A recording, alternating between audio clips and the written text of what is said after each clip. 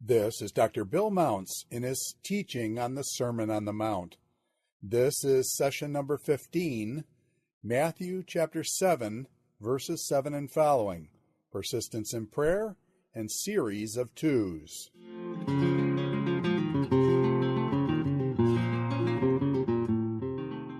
Okay, we are in Matthew 7, verses 7 and 11, and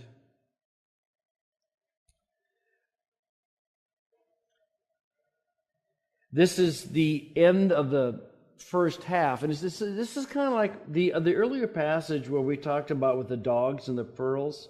Is I tend to see it in context and flowing. It might be an independent teaching. I don't know if there's any way to really know the answer to that, but I'm going to kind of interpret it a bit in context. And what I wanted to say is that when you look at 7, 1 to 6, it's simply not possible. That's true of all the sermon, right? In and of itself, not judging, not being censorial, whatever it is, the discernment of dogs and pigs, relating to one another in love, spec and log. This stuff is hard. And so it might be that what's happening in verse 7 is that Jesus is recognizing that, and he wants to talk about how we get the strength to persevere. So these verses on prayer may be tied up into the demands of the previous, or maybe because it's at the kind of what's going to happen at verse 13 is that Jesus is concluding the entire sermon, and so it may be that this business about prayer applies to all of this sermon. And you think the Beatitudes are hard? Then pray. So you got to kind of figure out what you think the scope of it is. But anyway, so I wrote here, you can't stop judging people. Well, let me read it. Ask, and it will be given. Seek, and you will find. Knock, and the door will be open. For everyone who asks receives. The one who seeks finds, and to the one who knocks, the door will be open. The verbal form of all these verbs emphasizes just the ongoing process, continuing to knock, continuing to seek, continuing to ask. So it's all very much a process. So one way to read this is, can't stop judging people? Well, don't give up. Continue to ask God for strength and courage. Can't see the log in your own eye? Seek day and night for clarity to see your own sins. Don't know when to deal with the speck of sin? Knock on God's door and ask for wisdom. But whatever you do, in the words of Winston Churchill, never give up. Do you know that story about Churchill?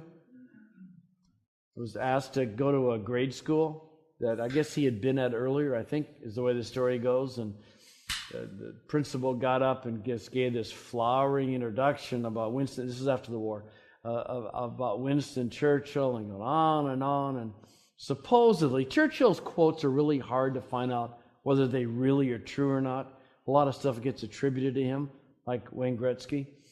And according to the story, Churchill got up, said, never. And he said it like 20 times. Never give up. Turned down, sat down. And the principal was embarrassed, and the kids never forgot his message of perseverance. So whether it's a true story or not, it's a good illustration. That's what's going on here. Keep on asking, keep on seeking, keep on knocking. For the person who is persistent in their prayer, they will get what they're asking. And, I think one of the questions that often comes up in the whole thing of prayers, do I really need to keep telling God what I want? He knows. Do I need to henpeck him to death and keep doing it? And the answer is apparently, yeah. And I think this is where that often stated principle really is true. as you and I continue to ask, it shapes us. And as you and I continue to ask, it shapes what we request. And while I still believe that prayer moves God to do what He might not otherwise do, there's also a lot of other stuff going on in persistent prayer.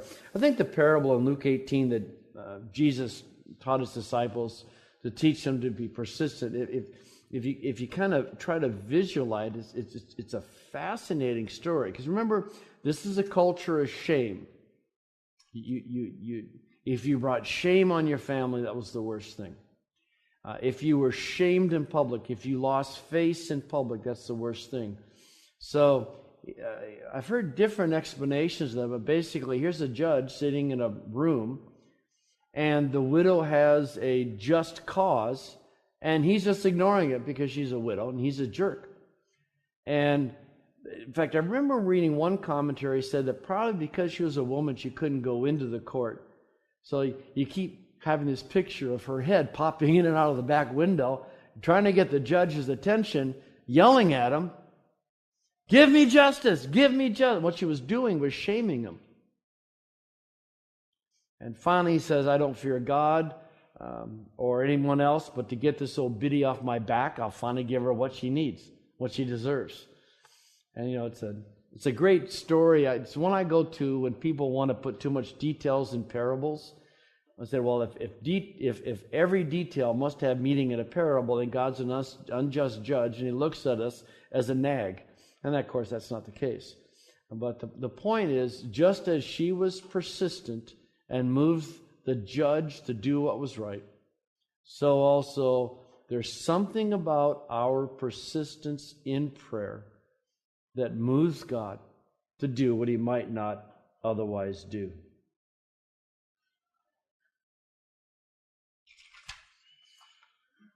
So we keep knocking, we keep seeking, and we keep asking, we keep seeking, and we keep knocking, and we will be answered. I think just totally on the side, I think one of the fascinating questions is, when do you stop? And I've asked quite a few people that I respect enough to want to learn from their prayer life. And when do you get a burden and you start praying for something? When do you stop? And the answer I've uniformly got is when God removes the desire from your heart. It doesn't matter how long it takes. It doesn't matter whether you can see the prayer getting answered or not. But God will, on some of these prayers, that's part of how He changes us in the midst of prayer, is that He will remove the deep conviction that originally led you to pray. And obviously the prayer was for another purpose. Again, probably to change who you are and who I am. But anyway, so there's the first message is on persistence, and then the second half is about praying with confidence. Which of you, verse 9, which of you, if your son asks for bread, will give him a stone? In other words, he's asking for a bread, and the idea, when you think about what their loaves of bread look like, it wasn't Wonder Bread. And there's not that much difference in appearance in between some bread and a stone. So the idea is we'll give him a stone, something that looks like bread, but it'll break his teeth. Or if he asks for a fish, we'll give him a snake. And some people talk about fish that look more like eels. What is the Greek word there? It's a standard word for fish. But because of the comparison with a snake, some people said, if your son asks you for a fish, and maybe even a fish that looks something like an eel, would you really give him a snake instead, something that would hurt him? If you then, though you are evil, know how to give good gifts to your children, and we understand that, how much more will your Father in heaven give good gifts to those who ask Him? So the confidence that we have in our prayer life is that just as we know how to give good gifts to our children, so also our Heavenly Father knows how to give good gifts to his children. Now, the interesting twist on this is, what does the parallel in Luke say? What does God give in Luke? He gives the Holy Spirit. So again, this is one of those passages where you would want to decide whether these are the same sermon or whether they're different. Is the good gift the gift of the Holy Spirit?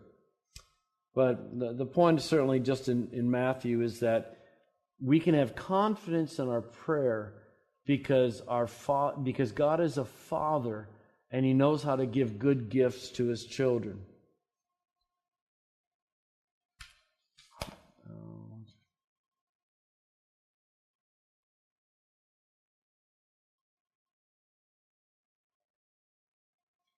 Yeah, I just said, if God does not hear and respond in His way and His time, He is a liar of monstrous proportions. I know we struggle with unanswered prayers and all those kinds of things, but one of the things I keep going back to is that no matter what I ask, God hears. And no matter what I ask, God will respond in the way that He lovingly, omnisciently knows is best. In fact, some people say, you raise the topic of unanswered prayer. They said there is no such thing. Every prayer is answered. It's just answered in God's way and in God's time. I'll tell you a crazy story.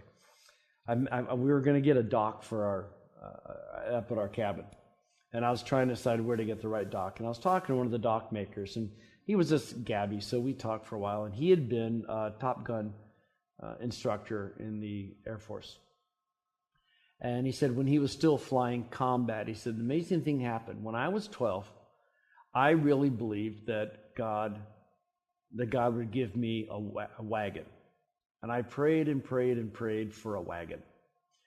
And I was sure, I was confident, I was praying in faith that Christmas would come and there would be my wagon.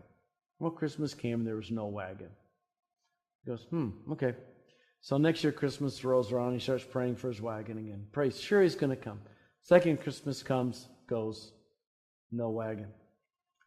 So he said, okay, God, you lost your chance. You lost your chance to keep your word, and I'm not going to pray to you anymore. He said when he was about 30, he was flying an F-20 something, whatever it was we were using at that time, strapped in and, doing Mach 2 and just having a hoot, flying this, $8 million jet or whatever they cost now. And he said, I didn't hear a voice, but it was very clear. How do you like your wagon? And he said, if I hadn't been strapped in, if I hadn't been flying at Mach 2, I would have fallen on my face in thankfulness. And he said, you never know how God's going to answer your prayers. You never know when He's going to answer His prayers or why He chooses to do what He did. But he said, for me, flying a Phantom jet was the answer for my wagon. He said, you never know, right? You never know. Any comment? There's lots of stuff on prayer, but anything you want to comment on or say on this passage?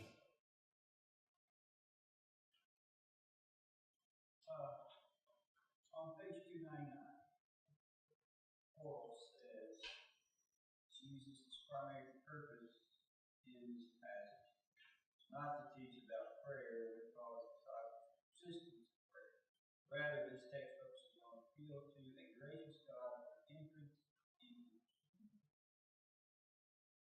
I did not remember that.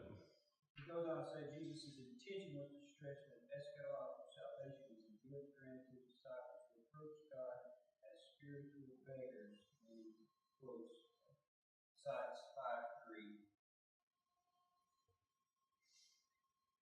So he sees 9 and following as being disconnected from the context?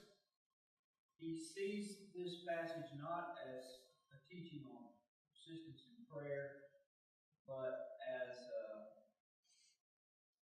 continuing to hunger and thirst for the kingdom, continuing to seek the kingdom. He uses the word beg humbly plead for God to give us the undeserved privilege of entering His kingdom. And then he goes on in 2 paragraphs later and talks about how the parallel in Luke 11:13, which refers to the Holy Spirit, also supports his interpretation that what we're seeking is to be filled with God and pursue the kingdom as opposed to prayer for. So he'd actually, it's not just 9 and following, it's 7 and following, isn't it? 7 through 11. 7 through 11. Yeah. Well, it's the culmination. It's the culmination of the sermon. The sermon started on this note, so it'd be a powerful way to end it. He's going to move into discussion of choosing one or the other, house with a foundation, a house without a foundation, so a call to action, which pertains to the sermon as a whole.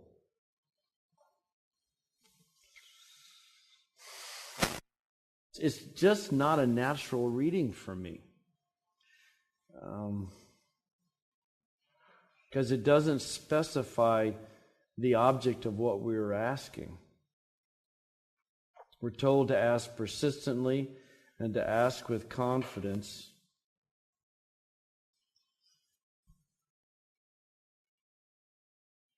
I'm trying to figure out how verse 12 will figure into his argument, how the golden rule fits. And I could see that as well. When the language is so generic,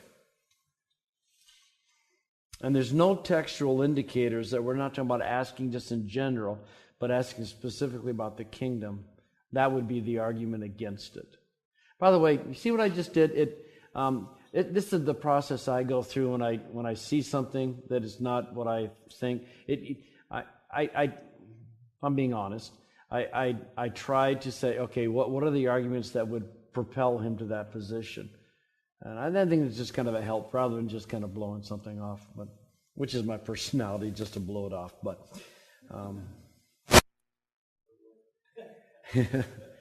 yeah, I have to look at that discussion and quarrels. Page 305, he says, therefore, that begins verse 12, clearly demonstrates that the verse draws an inference or makes an application of principles stated in the preceding. Yeah. By the way, whenever an author says clearly, the reason they say clearly is it's not clear. Very, very fundamental. When you see an author saying clearly that there's an issue here, if it were if his conclusion were as clear as he thinks it is, he wouldn't say clearly. So yes, there's a so clearly the so means something, but it's not clear what it means. But again, the strength of his argument would be, how does the golden rule in verse 12 support prayer? It doesn't. And so in verse 12, what you've got is Jesus concluding the sermon in a totally different way, right? I mean, there's nothing anywhere in chapter 7. Maybe the plank. You could see the golden rule going back to verses 1 to 5. You could also see the golden rule being the summation of the entire sermon, because that's the point. The golden rule sums up the law and the prophets. And Jesus starts by saying, not a jot or tittle, what the law and prophets say is going to pass away. So I could see I'll noodle on this. I won't be here when I noodle on it, but that's interesting. Well, yeah, and the power of the argument is verse 12. I wouldn't say there's anything in verses 7 and 11 that they refer to the asking in terms of entering the kingdom. But 12 changes it. I don't know. One of the great things of studying under George Ladd is that you become comfortable saying, I don't know. He was the first world-class scholar I ever studied under who very quickly said, I don't know. would ask a question about the Old Testament and go, I'm New Testament theology. I don't know.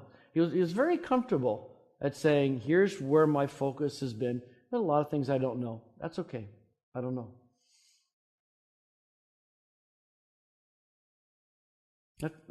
I'm going to mull that one over. Okay, we get to verse 12 then. You get to the golden rule. So in everything. Actually, you know what? There really should be a paragraph break at 12, shouldn't it? Does your Bible have a paragraph break at 12? Who said yes? What translation? ESV. Okay, good.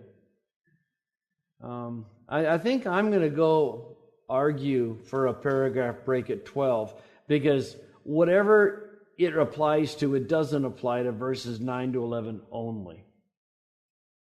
Right? Okay, all right. This is going to be an easier thing for me to do is to get a break if all those other ones are doing the same thing. I'm sorry, just a second. All right. I got a text from my wife, and I'm kind of watching her closely because of everything that happened with Kirsten, but it's okay. So, I would say new paragraph in light of everything I've said. All this discussion of the exceeding the righteousness of the scribes and Pharisees, the acts of piety, the call to undivided loyalty when it comes to money, not worrying but trusting in me, of not taking over my role as judge, but not judging. Let me sum all this up. What have I been saying? Do to others what you want them to do to you.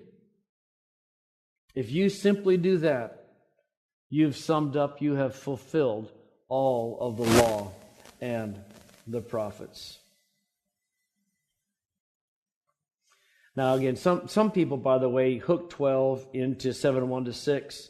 I don't want to be people to be judgmental of me, so I'm not going to be judgmental of them. The problem is there's been too much discussion between those verses to draw too tight of a connection, I think. So what are let me say some things about the golden rule. Law and prophets, a standard Jewish way of referring not just to the Torah and the Nevi'im, but to the entire Old Testament.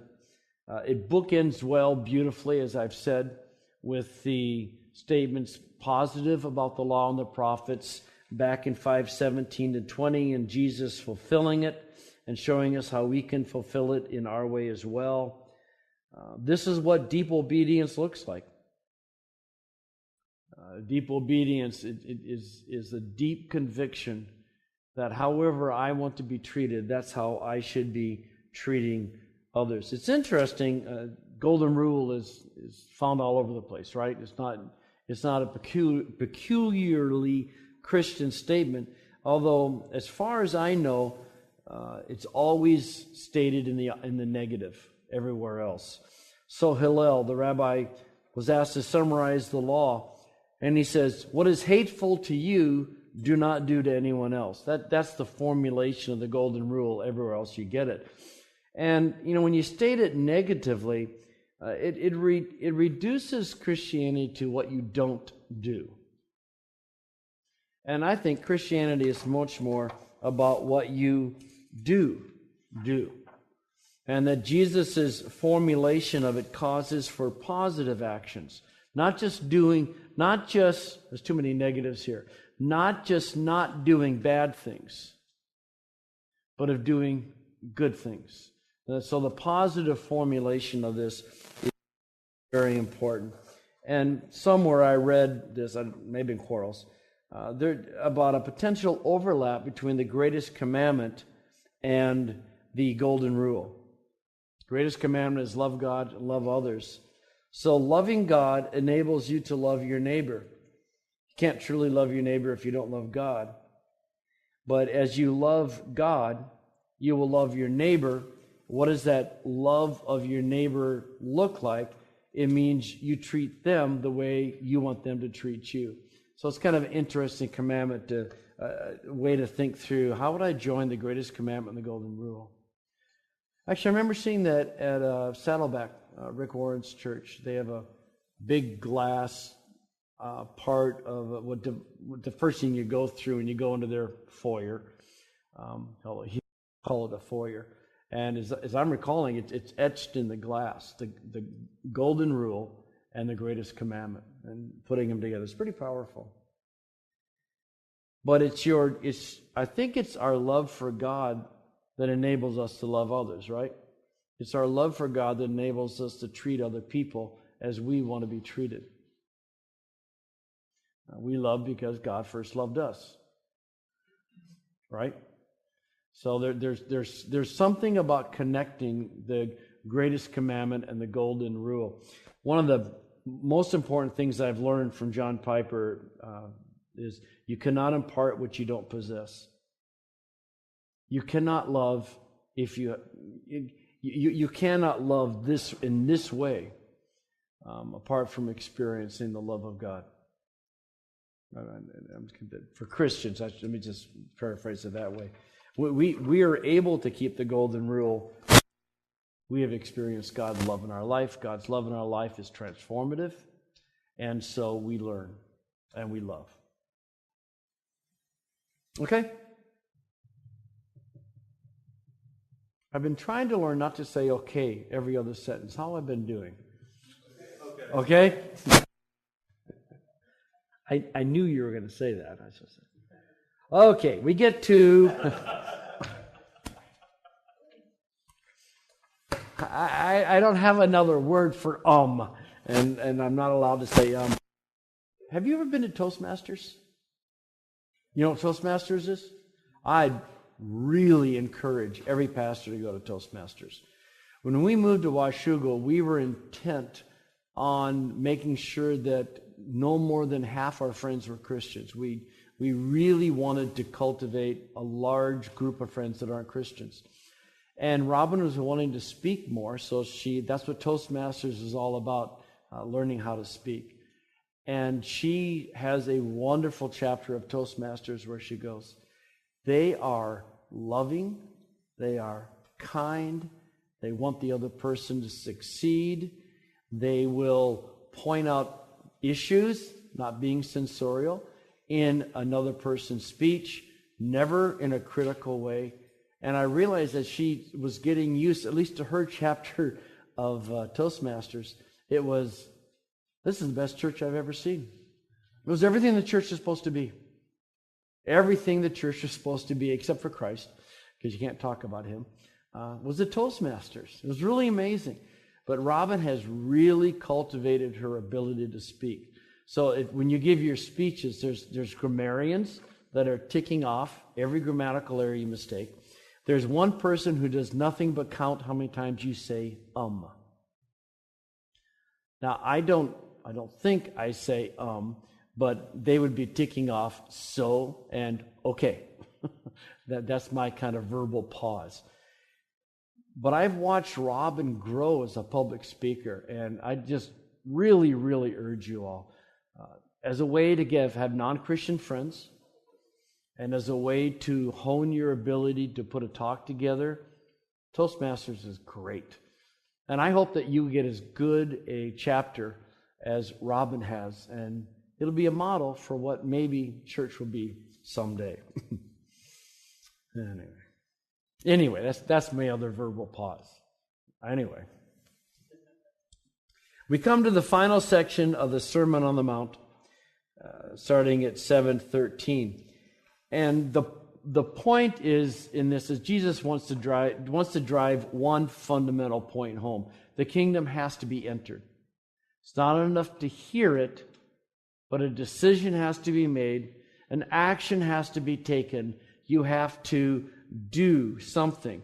And so what Jesus does is close with a series of twos.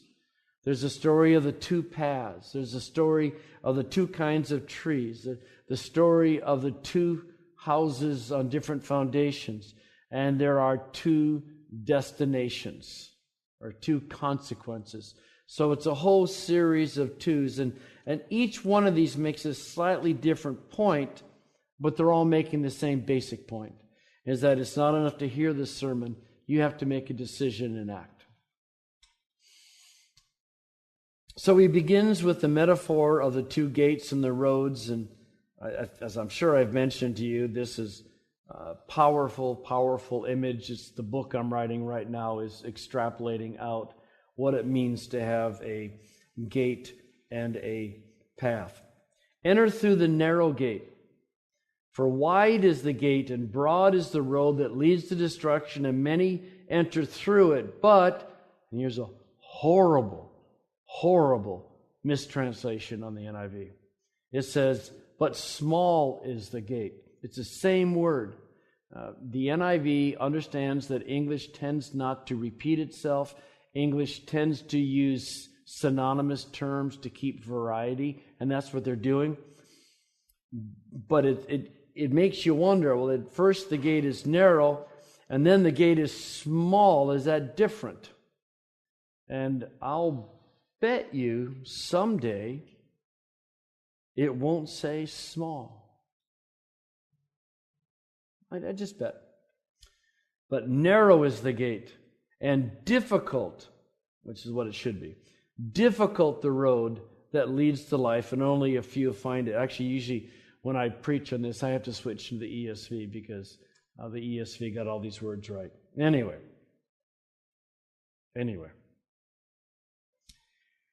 The picture, this is what I talked about. Weren't any of you in commencement? Okay, yeah. Okay, I want to make sure I wasn't repeating myself. This is such a powerful image, and what Jesus wants you to do is, in essence, is close your eyes and get two images, or get a image in your head. And in that image in your head, there's a great, big, huge gate. Maybe these ticket booths we go through at full speed because we have sensors on our bumpers. All right, I mean, just these wide open gates, and on the other side of it is a freeway, a 6-lane freeway, and it's an easy road. It's easy to travel on because in the language of the Beatitudes, you don't have to admit your spiritual depravity. You don't have to mourn over your sin. You don't have to be submissive to God. You don't have to worry about purity of heart. It's an easy road to travel, right? And these people, and the bulk of the people, choose to go that direction, and they have a lot of friends on the road. And what I like to say is, what's the theme song of the people on this broad road to perdition? This road to perdition. That's not the King James's, but it's a metaphor that's in my head. The road to perdition. I'm not talking about the movie either. Well, that's what this road used to be called in older English, I think. We know what the theme song is on this. I'm obviously extrapolating out. I think the theme song on this road is Invictus. Out of the night that covers me, black as the pit from pole to pole. I thank whatever gods may be for my unconquerable soul. You know this poem? In the fell clutch of circumstance, I have not winced nor cried aloud. Under the bludgeonings of chance, my head is bloodied but unbowed. I forget how the next one starts. Anyway,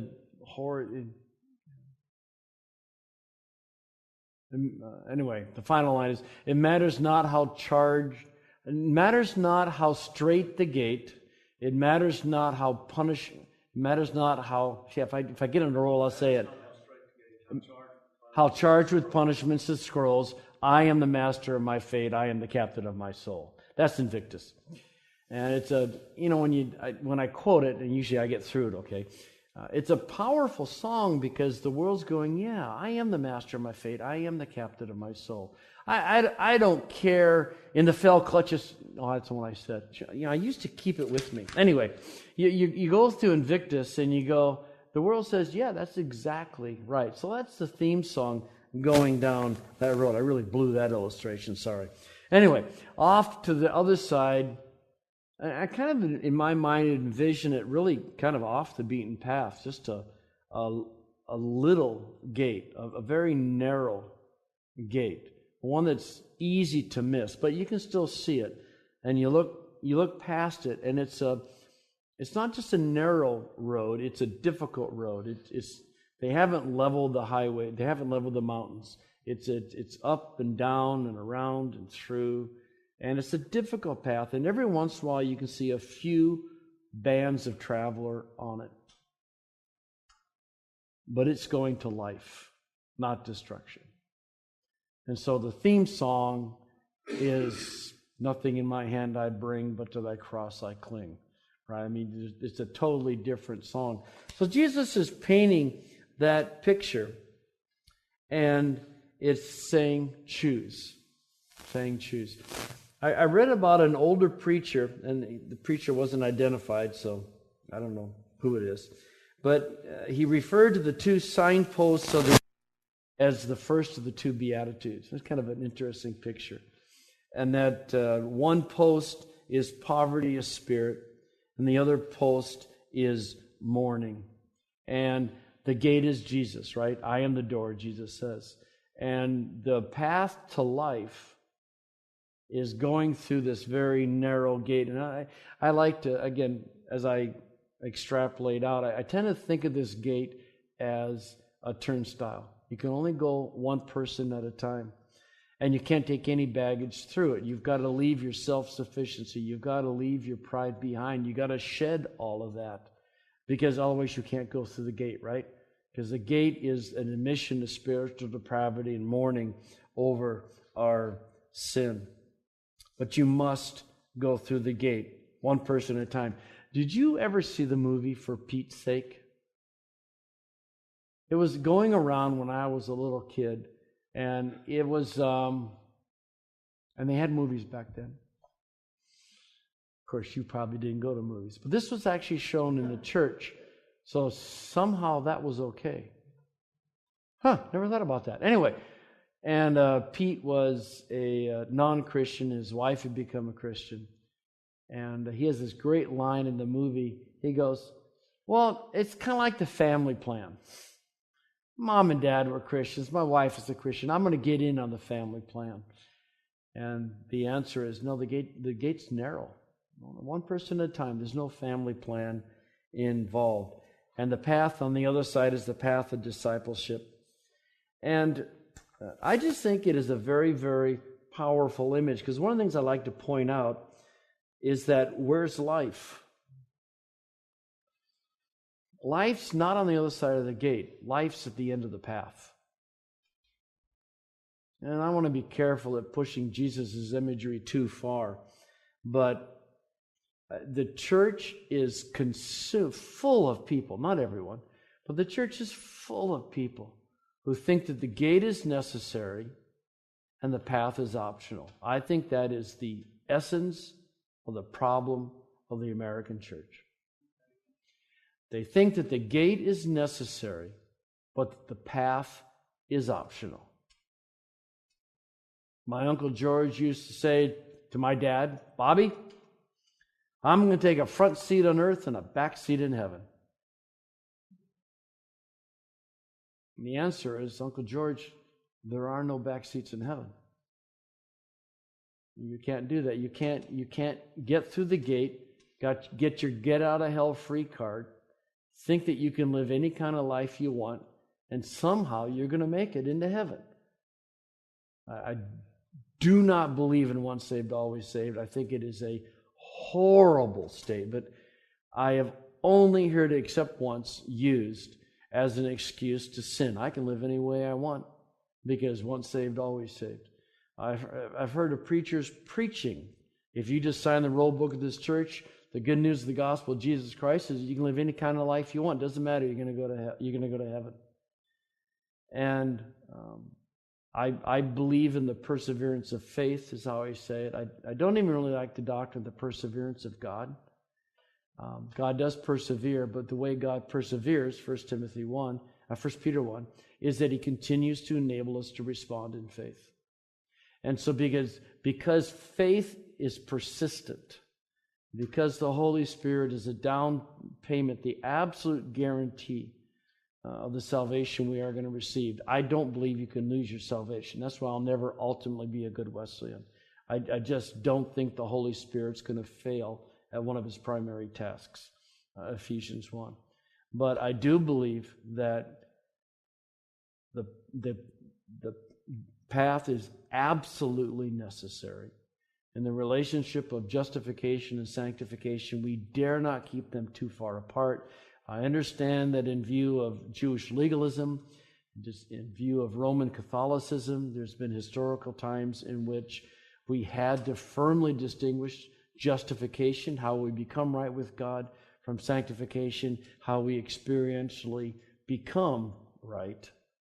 But when those two things, I believe, are separated too far, that we get nothing but sin. Nothing but sin. So I just think I just love the imagery. There's so many things. And what I encourage your fellow students to do at commencement, and what I do whenever I share this, is we all have images that control our thinking. And it's the subconscious images that are the real problems. Because we think that we're making just, okay, here are 3 reasons why I'm going to do it, so this is the way I'm going to do it. And that's never the case. We always have things pushing and pulling on us, don't we? So I tend to see do not judge as interpretation number 3 because of my experience. But we always have stuff pulling and pushing on us.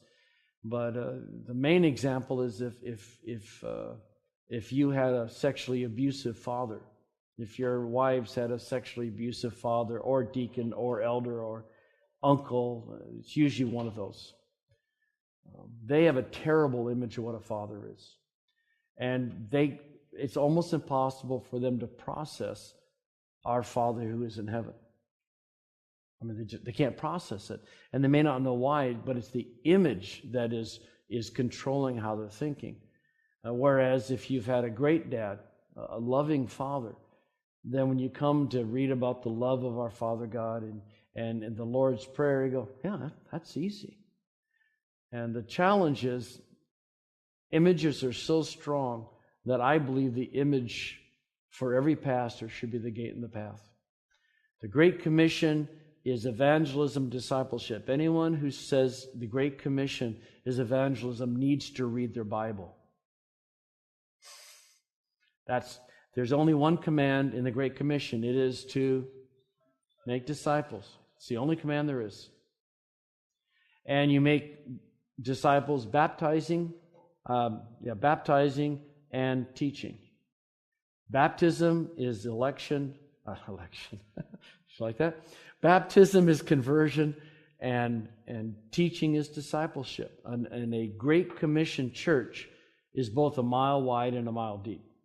There is no biblical mandate for a mile wide and an inch deep church. It's not the Great Commission. So there's a gate and there's a path, and life is at the end of the path. Change people, live changed lives, however you want to say it. I encourage that to be your motivating image on what your ministry is. We got to get people. We're going to play our role in the Spirit, moving people through the gate, and we're going to play our role with the Spirit in helping people move down the path. Both essential, both necessary. If you don't walk the path, I'm not the judge. I'm not going to be either censorial or judgmental. But I do know that person has no assurance of salvation at all. Of the 3 tests of assurance, and it's the combination of all 3 together, but the assurance that comes from a changed life is pivotal. In fact, I think we're going to talk about that in just a bit. Anyway, powerful image, one that I'm deeply invested in. And hopefully in about a year, you'll be able to pick up a book and see the details behind it. If I can finish the Greek book I'm working on and then get to this thing. 10 of the 13 chapters are written, and I just got to a point spiritually where I couldn't write about God. And so I just set the book aside, and I'm back ready to finish it now. So anyway, okay, so this is the image, the gate and the path. And then what Jesus follows up with are two dangers along the path. I think they're connected. It makes sense. And the first one is false prophets. It says, watch out for false prophets. I think the idea is as you're walking along the path, watch out for false prophets. They come to you in sheep's clothing, but inwardly they are ferocious wolves. By the way, you know the expression sheep in wolf's clothing. Do you know where it comes from ultimately? It's an Aesop's fable. It's a very, very old image.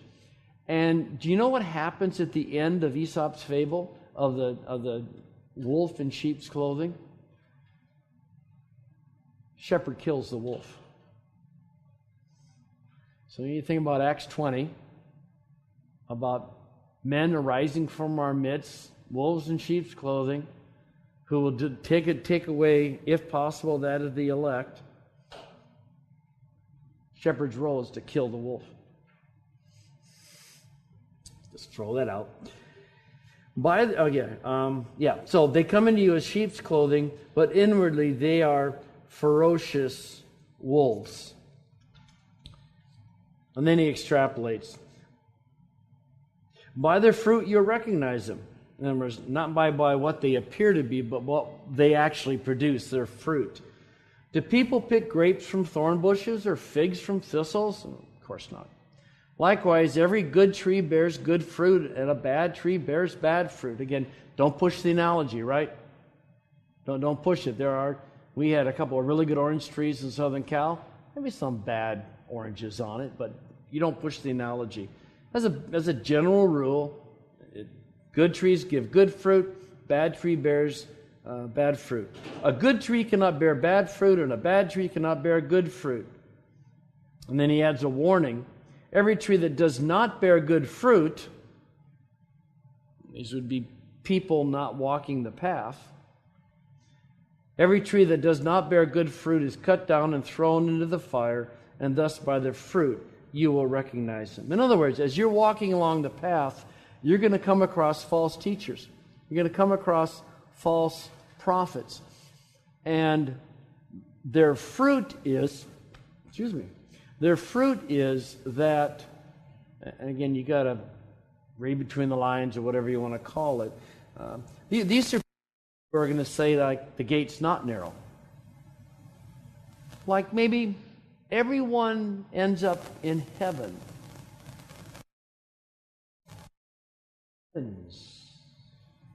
There is some response, please. Gate, right? That would be a false.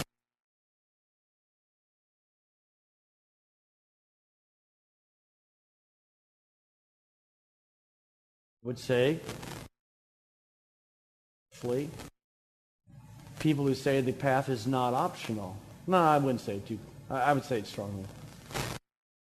Path is prophets. I know there's theological debate, blah, blah, blah.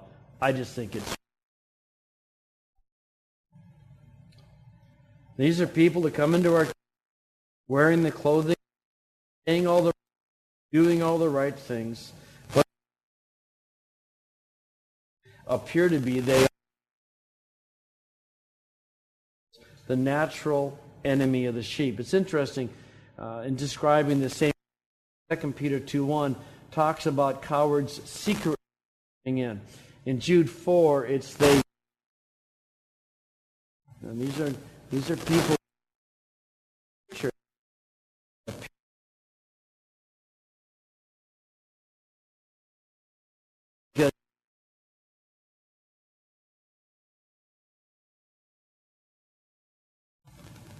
The Christian, your people. And all you have to do is that you have to really look carefully at their fruits. You have to look at their lives. What is it producing? What are they teaching? Please do not be tricked by these people. Paul tells Timothy, and apparently Timothy was surprised by the strength of the opposition in Ephesus when he went there. And Paul basically says in 1 Timothy, what's the problem about this is going to happen? That in end times things are going to get difficult.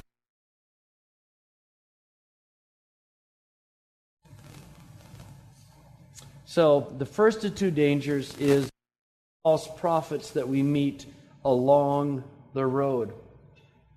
The second one is the verses 21 to 23. And these may be the scariest words in all of Scripture.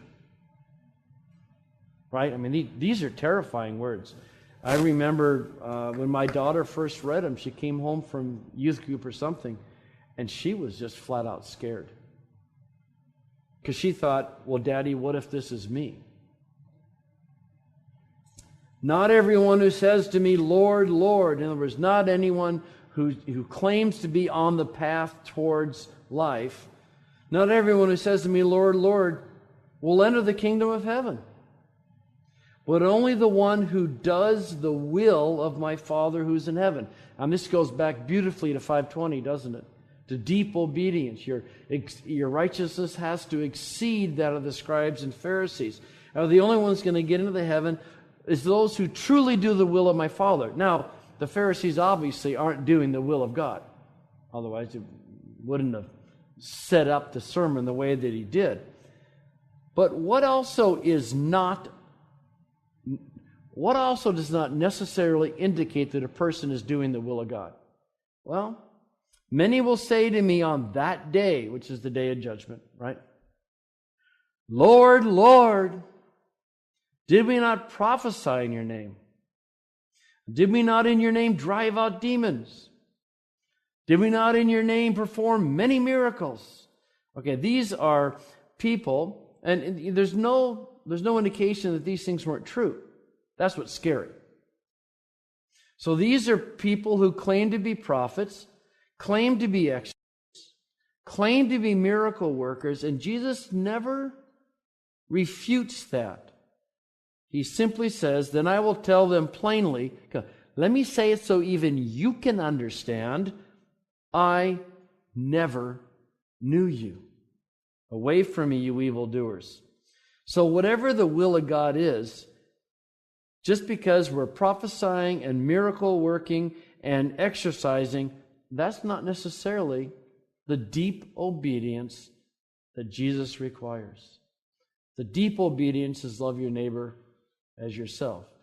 The deep obedience is spiritual depravity, mourning, and all these things that we've been talking about.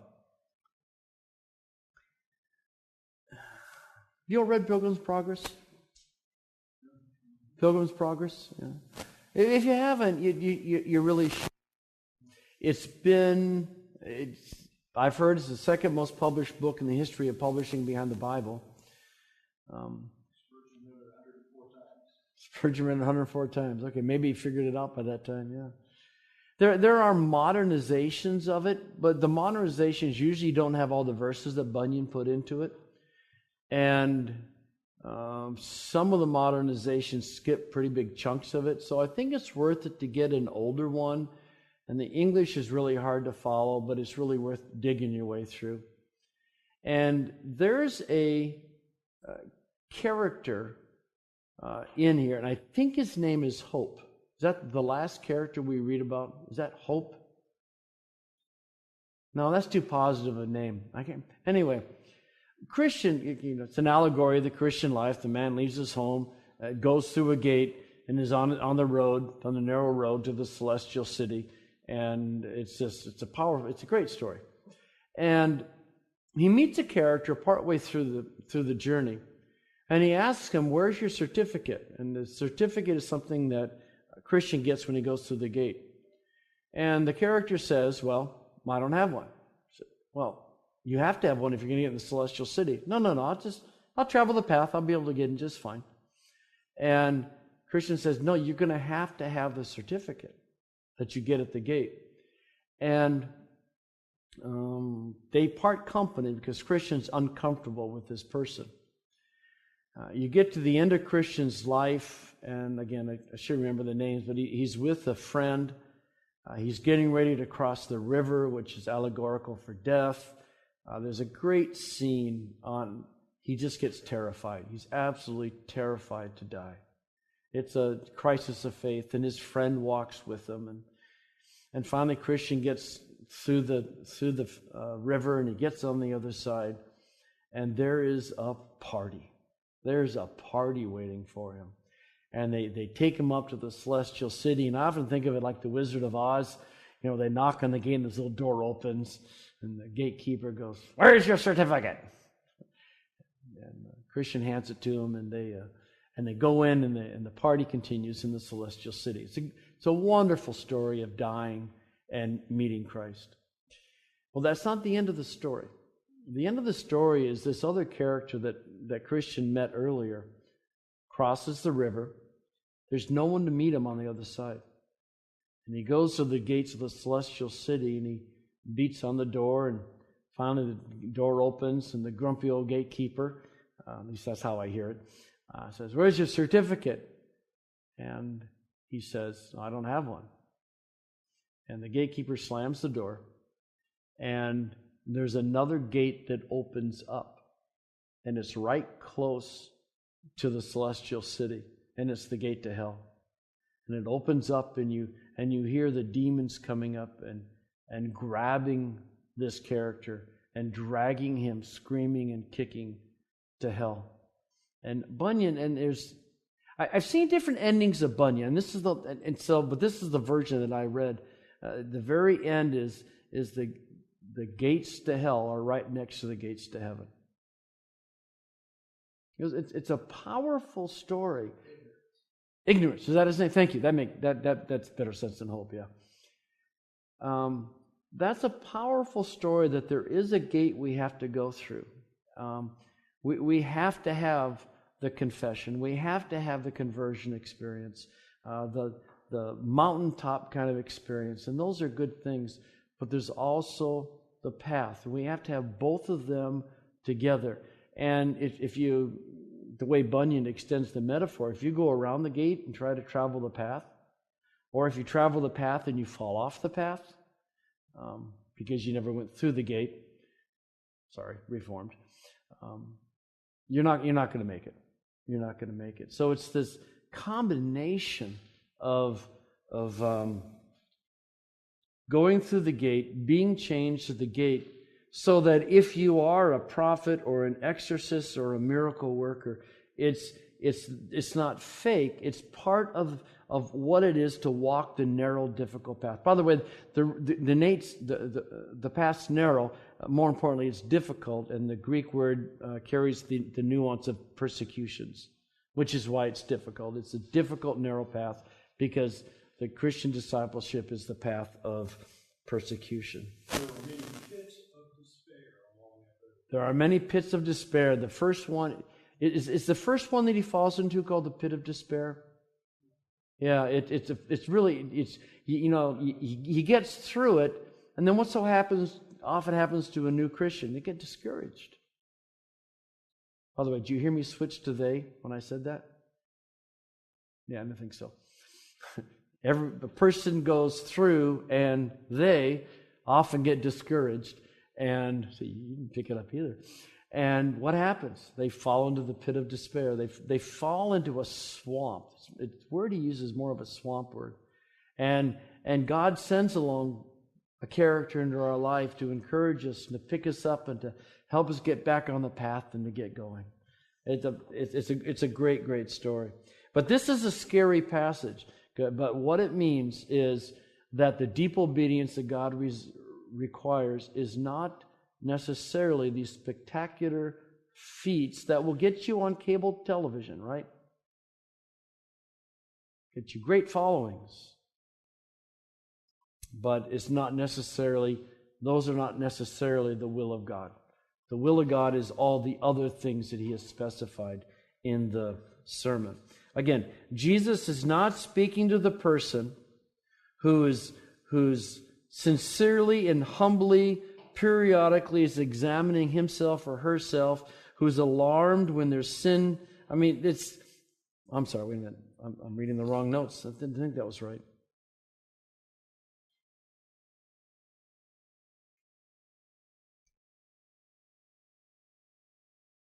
Sorry, my notes are not making any sense to me. Just a second.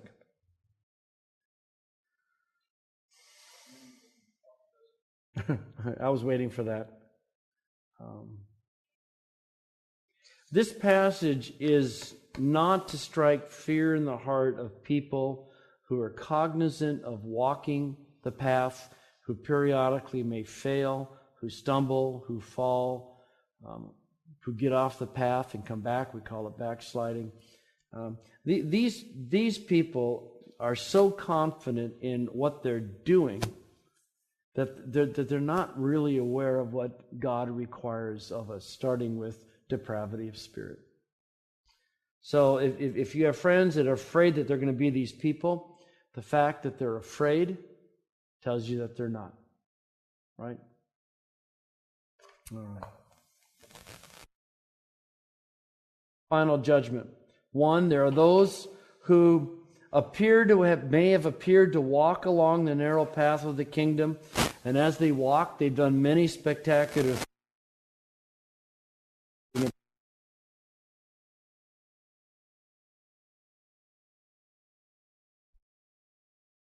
the other hand, there are those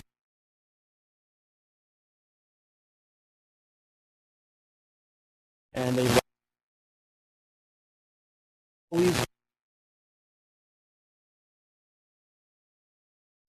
and are understanding more.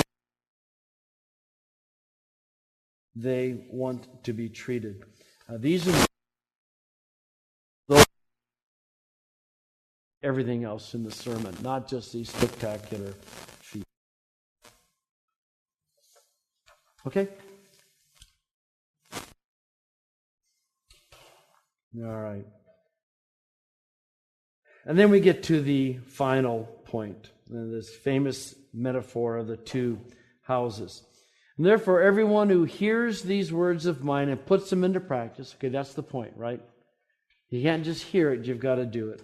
Everyone who hears these words of mine and puts them into practice is like a wise man who built his house on the rock. The rain came down, the streams rose, the winds blew and beat against that house, yet it did not fall because it had its foundation on the rock. That's the person who hears the words of the sermon and does the will of God by putting them into practice. But everyone who hears these words of mine and does not put them into practice is like a foolish, is that Raka? 27.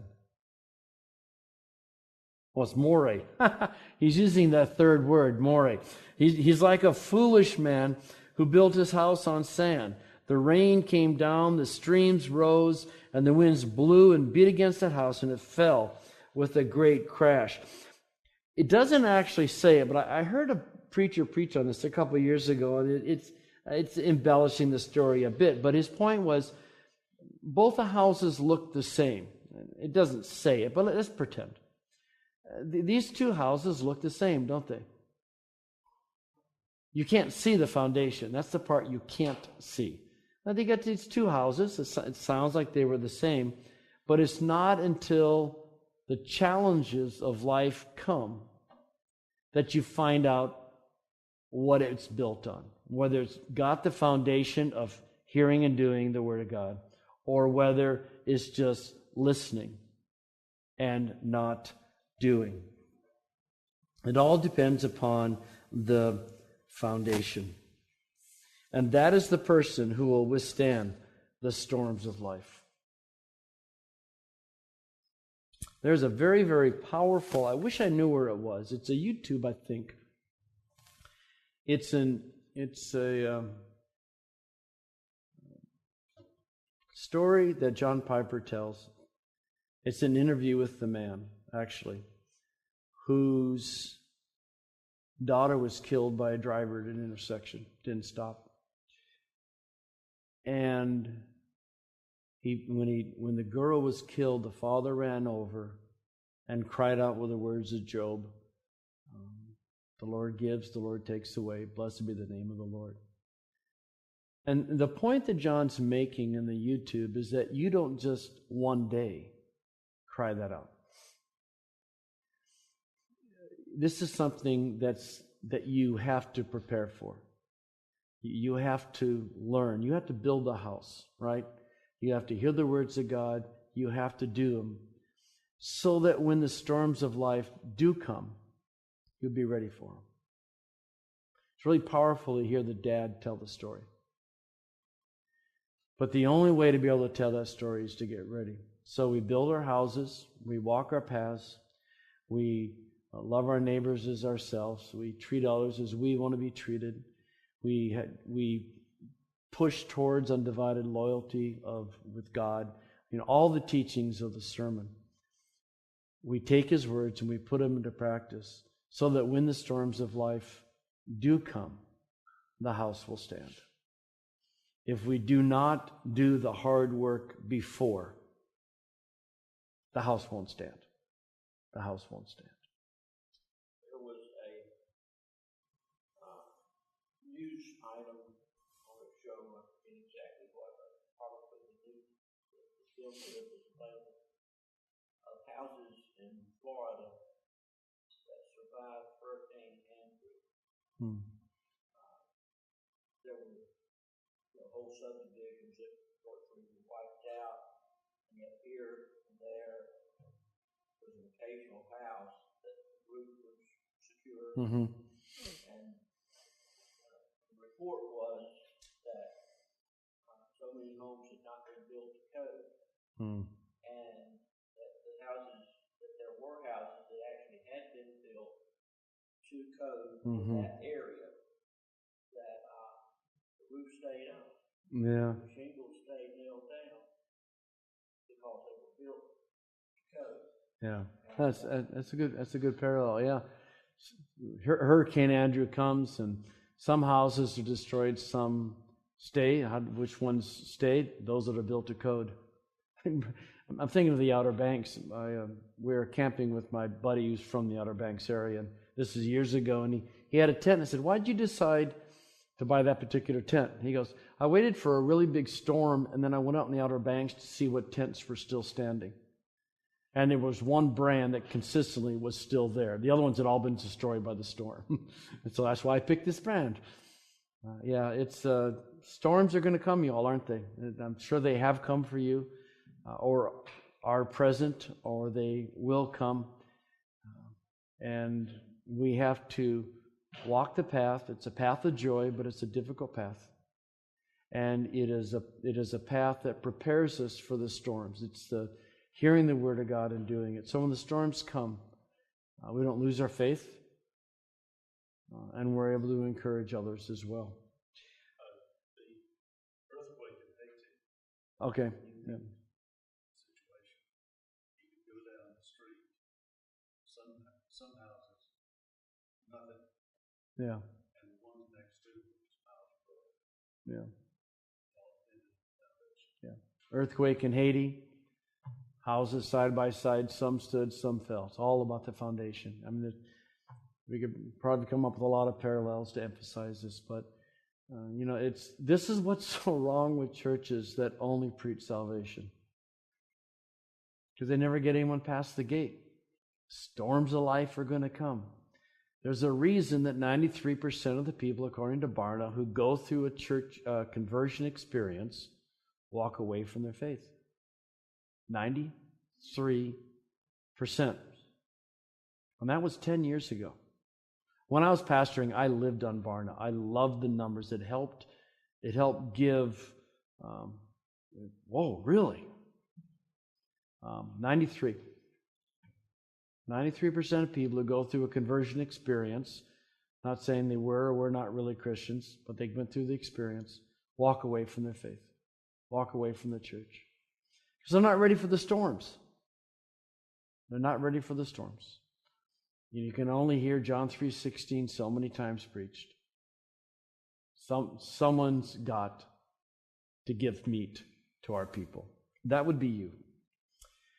Verse 28, when Jesus had finished saying these things, the crowds were amazed at his teaching, because he taught as one who had authority and not as their teachers of the law. I'm in the process of changing my opinion on the exegesis of this. Normally, people point out, well, the scribes and the Pharisees, they just quoted one another, and Rabbi so-and-so said this, and Rabbi so-and-so said that, and Jesus spoke with clarity. And he had a very relatively simple style, straightforward, except for those parables. But I think the primary difference between Jesus and the scribes is that Jesus spoke with the authority of God. And that he simply said, this is the way it is. He didn't wave his hands or switch into a preacher's voice or use powerful illustrations or begin his stories with jokes. You can tell what I think about preaching styles. It's all about him. Stott says, it would be hard to exaggerate the staggering egocentricity of Jesus' claims. Right? Just staggering egocentricity. And I think that what people understood was that this isn't an issue of style. That this is an issue of Jesus speaking with authority, and he's saying, you have to accept me. That I am my own authority.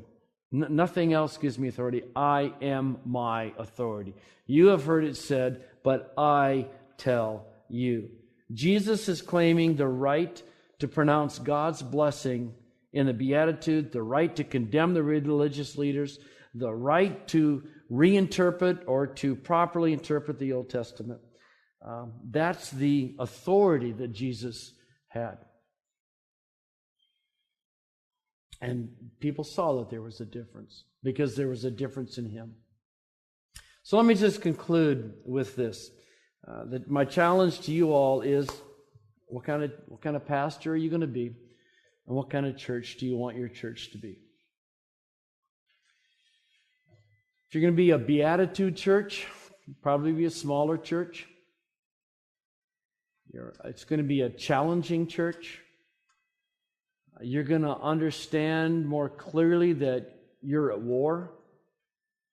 You're going to have to adopt a wartime mentality approach to things.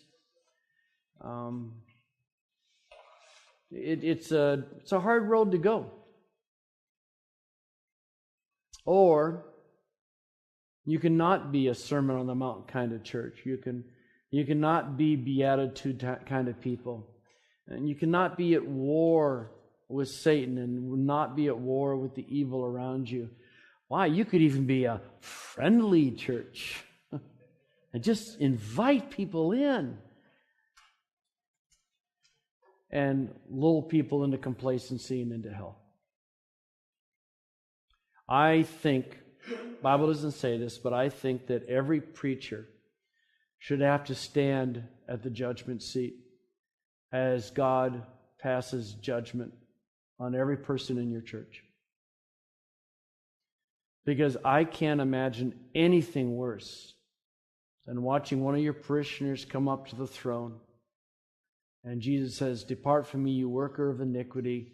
I never knew you." And as that person is being taken to hell, have him turn and look at you and say, "But I did everything you told me to do."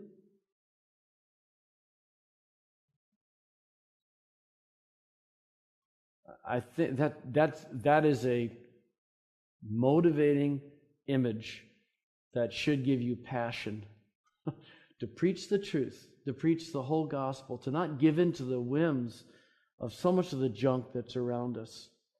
You will be put up on a pedestal so they can get a better shot at you. It will not be a easy, pleasant, at one level, parish experience.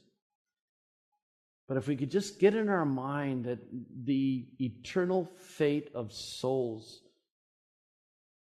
sits before us, it gives you strength to preach the full gospel. So I'd really encourage you to decide, what kind of church do you want? What kind of preacher do you want to be? Are you the kind of preacher that can preach? If you say raka to your brother, you're liable to the judgment of hell, and have them come back the next week and say, "I've forgiven you because I question my faith." Say, well, good. Do you call your brother raka much? I mean, I just think these are the challenges we all have to make. I'd encourage you each and every one of you to be a Sermon on the Mount kind of pastor and to cultivate a community where we truly love one another and care for one another as we're called to. All right. So thanks. Appreciate it.